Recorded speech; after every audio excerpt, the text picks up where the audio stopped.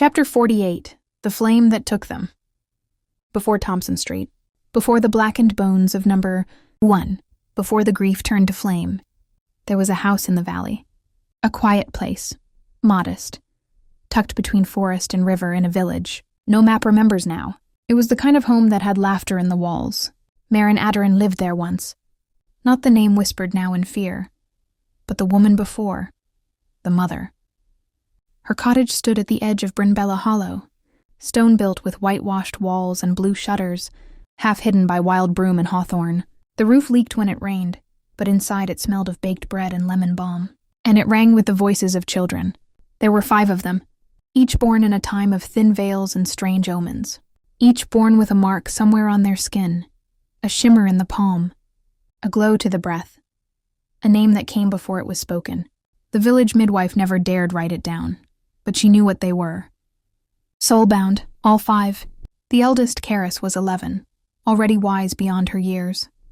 She kept the others in line with a glance and could coax fire from the hearth without flint. Her eyes were her father's, sharp, green, unblinking. Rhys, 10, was the loud one. He danced barefoot in storms, talked to birds, dared the river spirits to chase him.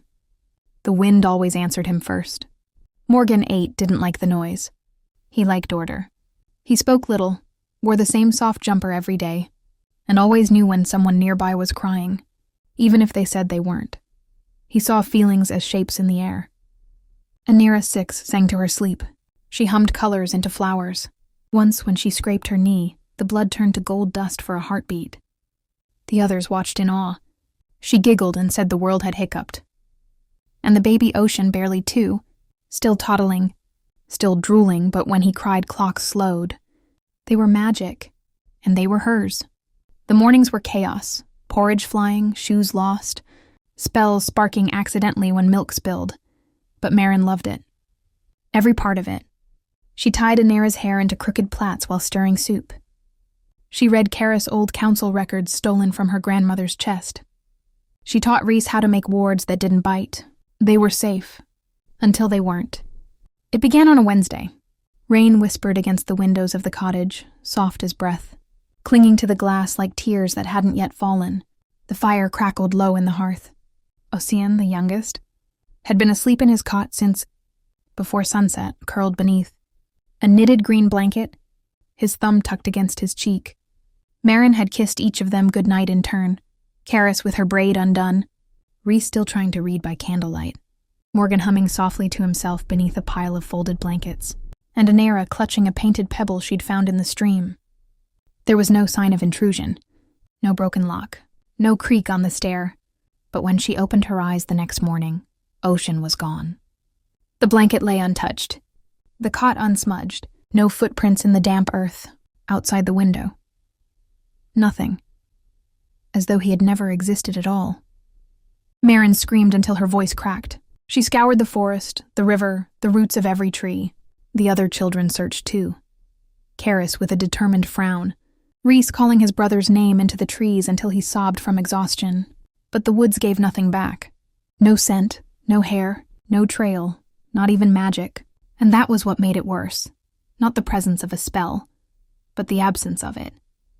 As if something had reached through without ever leaving a mark. When she went to the local witches, they turned their palms upward and said, "The threads say nothing. Perhaps he wandered. Perhaps he drowned." But Merin knew. A mother knows. He hadn't wandered. He hadn't drowned. He had been taken. She clutched his tiny wool boot in her fist and went to the council the next morning. They didn't even let her into the chamber. "Magical kidnapping is rare," said the white-robed assistant outside the doors. "Especially in children that young." "But he's not just a child," Merin hissed. "He's soulbound." The woman's smile tightened. "Then perhaps it's your fault. If your bloodline is that unstable, perhaps the boy couldn't survive the weight of it." Merin almost struck her. Instead, she walked out, and from that moment, she stopped trusting anyone who wore the council's seal. Anira's hair shimmered gold in sunlight, always a little too wild for ribbons. She'd sing to the bees, draw chalk shapes across the steps. Her voice often drifted through the cottage like light caught in curtains. Soft, everywhere, and easy to miss until it stopped. That evening, the light was thick with summer. Merin had just taken the bread out of the oven. The scent of rosemary and yeast swelled through the kitchen. Anera was still in the back garden, crouched by the daffodils, speaking to something. Perhaps a moth, perhaps nothing at all. "I'll call you when it's cool enough to cut," Merin said through the open window. Anera only waved without turning. Her little fingers left golden trails through the air as she whispered her soft nonsense to the wind. Merin glanced away for a moment, not long, just long enough to slice apples for the pie. When she looked back, the garden was empty, not silent. The wind still rustled, birds still chirped. But Anera was gone. Merin called once, then again. She stepped outside, wiping flour from her hands, her apron still tied at the waist. The sky hadn't yet turned pink. It was too early for danger. The gate, the old wooden gate, it stood open. Just slightly, just enough. Her breath hitched. Anera would never have left it open. Merin ran. She checked the path to the stream, the roots of the old rowan, the bend near the stone wall where Anera liked to leave her drawings for the crows. Nothing, not a ribbon, not a shoe, not even a swirl of the shimmer that usually danced behind. Her daughter like dust motes in the sun. The other children joined the search. Reese's voice grew hoarse. Karis walked in sharp, angry circles, muttering under her breath, spells that wouldn't hold, signs that led nowhere. Morgan simply sat by the gate, eyes unfocused, rocking slowly as if time had broken inside him. The pie cooled untouched. The bread hardened. And Merin, for the second time, walked the boundary of their land, whispering her daughter's name into the night, a prayer no god had ever bothered to hear. Merin stopped baking after Anera vanished. The scent of yeast no longer meant warmth and only absence. The flour sat untouched in the jar, the apples in the bowl browned and rotted. The house, once alive with clatter and noise, began to hum with tension. Not silence exactly, but something stranger. A watchfulness in the walls. Morgan stopped humming. He sat in doorways, fingers twitching in silent patterns. Reese tried to fill the void with jokes, louder games, shouted dares, anything to make Merin laugh again. But even his magic dulled. The magpie he used to charm didn't return. Karis, oldest and sharpest, kept her fury folded tight. She watched her mother with narrowed eyes. Watched the gate. Watched the sky. Every night she asked the same question in a whisper. "Are we next?" Merin had no answer. She barely slept. She stopped wearing her braid. Her hair hung loose, tangled at the ends. She whispered old names when she thought no one was listening. Names not written in any council ledger, names the wind had once obeyed. Then the boy vanished. Ocean, only 2 years old, still clumsy on stairs, still curled his fingers into her dress when he was scared. Still said mama like it meant the moon. It happened just before dawn. She'd woken to the sound of birds. Not songbirds, crows, dozens of them, all perched along the rooftop, staring inward, watching. The cot was empty. No creak on the floorboards. No open gate this time. Just absence, utter and entire. She collapsed to the floor, sobbing, fists clutching the blanket he'd slept on. The room pulsed once, low, uneven, and the mirror cracked. Not from her scream. From something older, the crack in the mirror spread over days. Hairline at first, then longer, deeper. By the end of the week, Merin couldn't see her own face in it, only shapes behind her that weren't really there. She stopped opening the curtains, stopped speaking at all, unless it was to the runes carved in the floor under her bed. Morgan stopped eating solids and refused to be touched unless the water was exactly the right temperature. He muttered numbers in his sleep. Karis, who once hummed lullabies to Ocean, now scrawled protective glyphs on the back of every door in the house. Her hands never stopped shaking. Reese acted like nothing had changed. He played with sticks and drew dragons in the dirt, and told the others they were safe. But his magic sparked on the ends of his fingertips even when he was calm, and once, the curtains caught fire while he was laughing. Merin noticed. But she didn't stop him. The house had already begun shifting. The door hinges groaned when there was no wind. The fireplace spat ash even when cold. Words whispered from the walls at night. Once, the clock ticked backwards. It wasn't haunted. It was listening. And then Morgan vanished. He had always been different. Sensitive. Magical in a way that didn't flare. Like fire or color. But resonated. A stillness that the old magic remembered. The council had never recognized those kinds of soul bonds. The quiet ones. The ones that hummed like roots instead of burning like flame. He disappeared on a rainy Tuesday. No doors were opened. No gates unlatched. The only thing that moved was the bedroom window. It fogged on the inside, spelled itself with a single word in dew. Mine. That's when Merin stopped grieving and started preparing. She found the text in the cellar of a burned-down chapel outside Lantwit Major. It was bound in scale and twine, older than parchment. It bled when touched. The ink responded to blood, not as offering but recognition. The spells inside it were not instructional. They were remembered. She read for 7 days straight, and on the 8th, she carved the first mark into her own skin. The wardstone behind the house cracked in half. She didn't weep. She didn't beg. She painted her mouth in ash and whispered a name that hadn't been spoken since the witches' war. And the magic came. By the time only 2 were left, the house no longer looked like a home. Karis had stopped speaking. She didn't cry, didn't scream, didn't ask questions. Instead, she followed Merin through the house in silence, her bare feet silent on scorched floorboards. She traced wards into every window frame, scratched protection sigils into the skirting boards using her fingernails. She even carved them into her own arms when the chalk ran out. Her eyes, once wide with questions, were now narrowed, always scanning the corners of rooms, like she could see things moving just out of sight. Rhys still talked, still laughed, still darted out to chase birds in the garden or try to levitate rocks. But when he slept, he called out names that didn't belong to him. Once, Merin found him standing outside at dawn, staring straight at the garden gate, lips moving with no sound. The protection glyphs didn't stop what came next, because it didn't come through the door. It came from beneath the house. The earth moaned that night. Not a sound, a sensation. The soil under their feet shifted, ancient and angry. Magic twisted through the pipes. The taps bled black water. A mirror cracked in half without being touched. And Karis vanished. No footprints. No forced entry. Only the smell of sulfur and the faint trace of her warmth, where she had been sitting. Merin didn't scream. She held Rhys to her chest, bones rattling beneath her fingers, and she promised him, on fire, on breath, on death, that she would not let the magic have him. But he was already changing. He had always been light, laughter, motion. Now he twitched. His skin flushed too hot.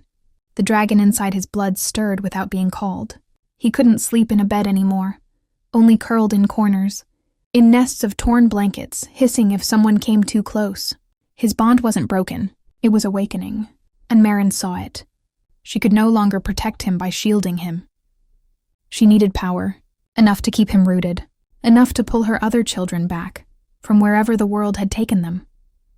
She sealed the front door, burned the books that said not all bonds should be forced, and then she went to Thompson Street, because she knew, now, how to draw magic from the beginning of life, where bonds started, where power slept before names were spoken. She did not go as a mother anymore. She went as a witch who had nothing left to lose. Thompson Street was colder than anywhere she had ever lived. Not the temperature, though the houses clung to damp, like skin to bone, but something deeper. The kind of cold that seeped from the bricks themselves. Forgotten magic, buried shame. Streets where things had happened that no one would speak of. Where people looked down, even in daylight. Number 12 had been boarded up for decades. She broke the seals without hesitation. The air inside smelled of rot and regret. Wallpaper peeled like old scabs. Floorboards buckled where water had crept in. Rats watched her from the corners. She moved in anyway. No one asked why. No one ever asked questions on Thompson Street. She cleaned the front room first. Not out of pride, but necessity. It needed to be sanctified. The floor washed with salt and smoke. The window covered in sigils of silence. A barrier stitched from hair and ash stretched across the threshold. She called it the parlor. It looked ordinary. 2 chairs, a lamp. A threadbare rug that didn't quite reach the corners. But beneath the rug was a circle, drawn in blood and sealed with silver powder. The first visitor was a girl, 17, pale as milk, scared to speak above a whisper. She hadn't told anyone she was pregnant. Couldn't. Merin didn't ask her name. She never did. Names had power. And Merin didn't want theirs. Only what came with them. The girl trembled on the edge of the circle. Merin offered tea. She didn't drink it. She signed the parchment Merin slid across the table, hands shaking, but willing. That was all Merin needed. Consent at first, the old way. The pain was sharp but brief. Merin pressed her palm to the girl's stomach. Her fingers glowed. She spoke in the old tongue, the one she hadn't dared use since Reese had stopped calling her ma'am. And when it was done, the spell sealed, the child no longer living, she stepped into the circle and took what lingered. Not the body, the spark, the bond that had only just begun to form. She unhooked it before it could anchor to the world. Twisted it, absorbed it. It didn't hurt. That was the worst part. It didn't feel like murder. It felt like returning something that had been taken. She collapsed after the first. It nearly broke her. But the power stayed. A flicker, a warmth she hadn't felt since Karis had made the hearth burst with flame on her 6th birthday. And she knew it would work. Not quickly, not cleanly, but it would work. The girl left quietly. Didn't return. No one knocked on Merin's door. But the street knew, even if they never said it. Even if they never looked her in the eye. She had become something new. Not a midwife. Not a murderer. Something in between. A vessel for broken beginnings. A seeker of lost threads. The second girl didn't flinch when Merin opened the door. She was older, maybe 23, and her coat was zipped too tight for the weather. Her fingers tapped rhythm on her thigh. Not fear, impatience. You're the one they talk about, she said, stepping inside without waiting for permission. I don't want kindness. I want it done. Merin shut the door behind her, slow. No tea? Just do it. Merin motioned to the rug. Then lie down. There's a price. I've paid worse. The spell began the same, words shaped from memory and sorrow, runes igniting beneath her breath. But this soul didn't come quietly. It screamed. Merin staggered. The light burst from the girl's stomach like claws, slashing, resisting, fighting to stay. Merin forced her hand down harder. You were never meant to be here, she growled. The power recoiled. Not in fear, in recognition. For a single moment, Merin saw something in that shimmer. A flicker of purple light. A strand of hair the color of her own. A curve of cheek she hadn't seen in 100 years. One of hers? No, it couldn't be. This one hadn't even been born. But the echo was there. Not from the child. From the mother. Merin's eyes widened. She dropped the spell before it finished. The girl gasped and sat up, chest heaving. You didn't take it, she panted. Merin said nothing. She stared at her hand. At the lines burned into her skin. At the trace of connection that hadn't fully broken. She had tried to take a life. But instead something had taken her. A sliver of her own bloodline. A thread twisted through time. That girl, she might be a descendant. Or worse, a trap. You should go, Merin said. But... Merin's voice sharpened. Now. The girl backed out, confused, still clutching her belly. When the door slammed shut, Merin didn't breathe for a long time. She had chased soul power for decades. But now the spell had chased her. And somewhere, buried deep in the crackle of aborted magic, was a name she hadn't spoken since the fire. Anita. Not a memory. A warning. She wasn't the only one still searching. The room had no windows. Just stone walls and the cold tick of leaking pipes behind the plaster. Merin lit 3 candles and sat at the old desk. Its wood scorched in places, scarred by runes carved during darker years. The flame light trembled, as if the air itself remembered what had happened here. She opened a leather-bound book, thick, hand-stitched and stained with more than ink. A new page, a new entry. Mother number 47, age 23. Request, no ceremony. Outcome, interrupted. Threat identified. Echo strong. Her hand hesitated over the next line. Instead of closing the book, she added something new. A heading she'd never dared use before. Bloodline watch list. Beneath it, one name. An era. Possible continuation. Match uncertain. She closed the book softly. No finality in it. Just the turn of another breath in a long ritual of remembering. But outside, the streets had changed. Children no longer played here. Windows were boarded up. Rainwater pooled in potholes that never drained. But still, voices moved through it. Not loud, not kind. Whispers. She's the midwife who won't touch your hand. She's the one who takes, not gives. She asks for silence. She gives back nothing. They didn't say her name. They said what the street called her now. The hollow flame. Not a witch, not a healer. Something older. A flicker of something that devours but leaves the shape behind. A shadow that burns and watches. She heard the whispers. She didn't deny them. She fed them. Every myth made her harder to trace, harder to stop. Let them fear her. She no longer feared herself. Still, some nights, she found herself sketching their faces from memory. On scraps, on walls, on skin. 5 faces. One laugh she couldn't erase, and the scream of a soul that might have been hers. The knock wasn't loud. Just one tap, then silence, then 2 more. Merin didn't move. Her wards hadn't triggered. No flare, no pulse of alarm. Whoever stood outside had entered the street without disturbing the threads. She rose slowly, shoulders stiff, cloak brushing the cracked tile floor. No sound but the shift of her boots on ash dust as she crossed the narrow hallway. The door opened before she touched it. A girl stood there. 14, maybe 15. Pale skin dusted with freckles. A long braid of chestnut hair hung over one shoulder, and around her neck, barely visible beneath her coat, hung a charm made of twisted silver and cracked blue glass. It glowed faintly. Merin's breath caught. The girl didn't speak, just stared. "You shouldn't be here," Merin said. Still the girl didn't move. She stepped forward slowly, eyes locked on Merin's face. "This place isn't for wandering spirits," Merin added. "It eats them." At last, the girl spoke. Soft, steady. "You're the one they fear." Merin narrowed her gaze. "You shouldn't know that. I know a lot of things I shouldn't." The girl reached into her coat and pulled something from her pocket. A folded, yellowed photo. She held it out, fingers trembling now. Merin took it. It was old, almost dissolved around the edges. A photograph of 5 children standing in front of a stone house. Karis, Reese, Morgan, Anita, Ocean. Anira held a daisy crown in her hand. "I found it in a locked box in my foster mom's attic," the girl said. "She's not my real mom. Never was, but she kept this. Said it was left with me. I thought it was just junk, until the dream started." Merin stared at the picture, unable to speak. "She whispered my name," the girl continued. "Anira." It hit like thunder. A thread, long forgotten, pulled tight. Not dead, not lost, not burned, changed. "And here, you don't remember me," the girl said, stepping into the house without waiting. "But I think I've been looking for you my whole life." Merin didn't know whether to close the door or fall to her knees. The photo slipped from Merin's hand. It drifted to the floor, landing face up in a patch of pale ash. The faces of the children stared up, half buried now, preserved in memory, almost erased in dust.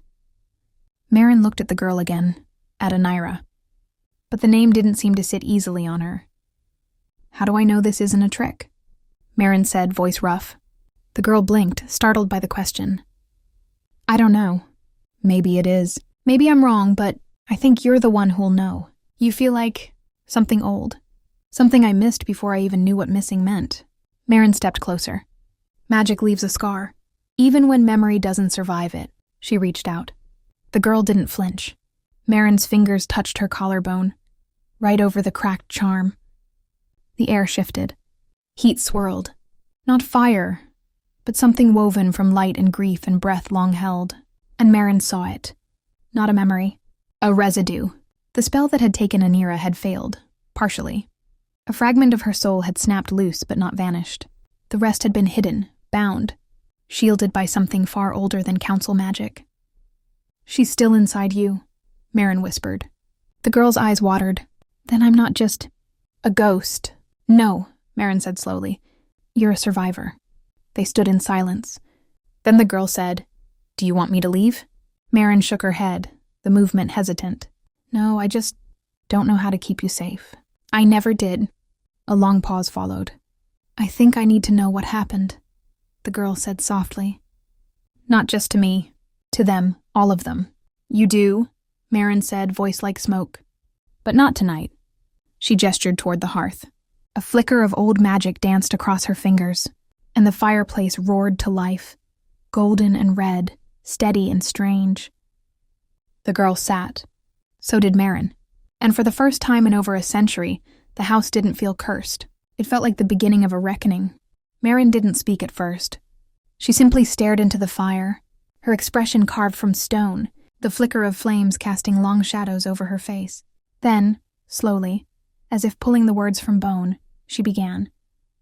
"It started with the scent," she said. "Not smoke. Not fire. Salt." The girl frowned. "Salt?"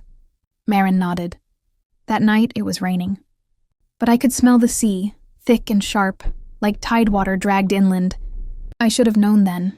She leaned forward, elbows on her knees. I had put all 5 of them to bed. Ocean was teething, so I rocked him a little longer. And Nara hummed herself to sleep. She always did. Morgan had lined up his books by the window. Reese and Karis whispered stories between their beds. The house was full of life. She paused, her eyes distant. I went downstairs to clean the herbs. Nothing major, just feverfew and mint. The flame on the stove went out. I lit it again. It went out again. And when I turned back to the stairs, a silence fell like a drop of stone into water. The lights were off. All of them. The girl barely breathed. I climbed the steps, candle in hand. Halfway up, I felt it. Something unnatural. Stillness. Not silence, stillness. Like the whole house had stopped breathing. She drew a shaking breath. Ocean was gone. The girl's hand shot to her mouth. Cot empty. No window open, no sound. Just gone. Her jaw clenched. I screamed. I woke the others. I locked the doors. I warded every threshold. But it wasn't enough. Anera was next. I turned away for a moment. One moment. And the back door slammed. She was just gone. Merin looked up, eyes burning. They took each one like they were smoke. No trace, no sign, no scream. Who? The girl asked. I still don't know. But I think... Merin's voice lowered to a whisper. I think they weren't human. The girl swallowed hard. And the fire? Merin turned her hand, showing the faint burn across her wrist. Old, silvered. When I realized Karis was next, I tried to stop it. I summoned something ancient. Something I barely understood. But the spell didn't protect. It consumed. The fire was you, the girl said, eyes wide. It was them, Merin answered. The ones watching, the ones who took. They set the fire to bury the trail, to make me look mad. And when the ash cooled, the council called it a tragedy. Her voice broke. But I knew better. They didn't just take my children. They took the truth. The girl stared into the flame. Then we get it back. Merin turned to her, startled. We find out who did this, the girl said. We find the others. And if they're gone? Merin whispered. Then we burn the ones who made it happen. Merin didn't smile. But something fierce stirred in her. And in the firelight, their shadows rose long across the walls. 2 women, soul-scarred and half-broken, ready to start again. The rain had started again by the time Merin reached the outskirts of the vale. It wasn't storm rain. It fell soft and steady, soaking the mossy stone underfoot, slicking the leaves as she descended into the woodland behind the old rectory. The path wasn't marked. Not anymore. But her feet remembered it. Every root, every bend. She came to a stop before a cellar door buried beneath, ivy and rusted iron. Her palm hovered, fingers twitching. A voice in her memory said, "This place is sealed.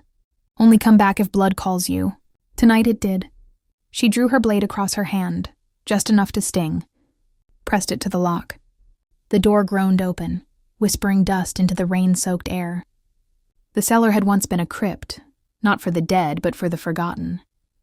Scrolls and relics were stored here, long before the Witches' Council claimed authority, before the war, before everything was labeled too dangerous or too old to be useful. A figure stood at the far end, wrapped in a cloak of ivy green and charcoal. "Merin Aderyn," came the voice, low and sharp. "I wondered when you'd crawl out of your silence." "Idris," she said flatly. "Still hiding in holes, then?" He chuckled. "Better to hide in roots than rot in towers." She moved closer, blood still fresh on her palm. "I need names. From the 1960s. Soulbound children. Taken without trace. Quietly, strategically, with purpose." Idris tilted his head. "You finally believe it wasn't madness?" "I never was mad," she said. "No, but grief warps clarity. And vengeance carves its own tunnel." She stepped forward. "Tell me what you know." Idris reached behind a stone cabinet and withdrew a single folded parchment. Not many survived the purges, but this one was hidden, protected. He handed it to her. On the faded vellum, a list of 13 names. Her 5 children among them, and more. "I thought they were the only ones," she whispered. "They weren't. Yours were just the strongest. The ones marked by an older bond. Their abductions weren't random, Merin. They were part of something larger. A harvest." Her breath caught. "And the one who led it?" she asked. "Who was it?" Idris hesitated, then said a name she hadn't heard in over 100 years, a name that hadn't crossed her lips since the night the stars vanished behind smoke. Merin staggered back. No, she's dead. She's not. And suddenly, it all made sense. The disappearances, the silence, the council's refusal. She had been outplayed, not by men, not by monsters, but by one of her own. The door beneath Thompson Street opened with a creak no one above could hear. Merin stepped inside, her cloak heavy with smoke and memory. The air down here was colder than the rest of the house, not from lack of heat, but from what had been bound in the walls. The chamber was hidden behind the boarded pantry wall, protected by wards written in languages long buried. Only one candle burned on the far side of the room, resting in a basin made of bone. On the table lay a leather-bound ledger. She approached it slowly. Her hand hovered over the cover. Then she opened it. The pages inside weren't made of paper. Skin, old, dried, stitched with thread the color of blood. And on each page a name, not of those taken, but of those she had taken in return. Infants, toddlers, some born witches, some only carrying the faint glimmer of potential. Souls torn from their bodies not for cruelty, not even vengeance, but to fuel the only spell strong enough to search, across realms for a lost child. At first it had been desperate. She had wept after every ritual. Now she no longer cried. Her fingers traced the last name on the page. The ink was still wet. It had been a girl this time. Small. Pale. Born under the eclipse. She hadn't even screamed when the soul left her. Merin closed the ledger and turned toward the wall. 5 candle sconces lined the stone, each one carved with the sigil of a child she had once held. Only 4 were lit. She reached for the 5th, hesitated, then struck the match. The 5th flame flared to life. She's out there, Merin whispered. I feel her. She stepped back, and behind her, on the stone wall, something shifted. A shadow peeled away from the brick, silent, wrong. A figure, human-shaped but faceless. It moved without walking, gliding toward the candle. Merin didn't turn. You've come late. The figure didn't speak, but it listened. She's alive, Merin said, and you promised you would help me find them. All of them. The shadow stretched, arms unfurling like smoke caught in wind. You said the spell required more, she added. Well, I'm not finished. The shadow nodded once, and vanished into the candle's flame. Merin stood alone in the dark, heart steady, voice quiet. One lived. She would find the others, even if it meant tearing the world apart, even if it meant becoming the thing her children would never recognize.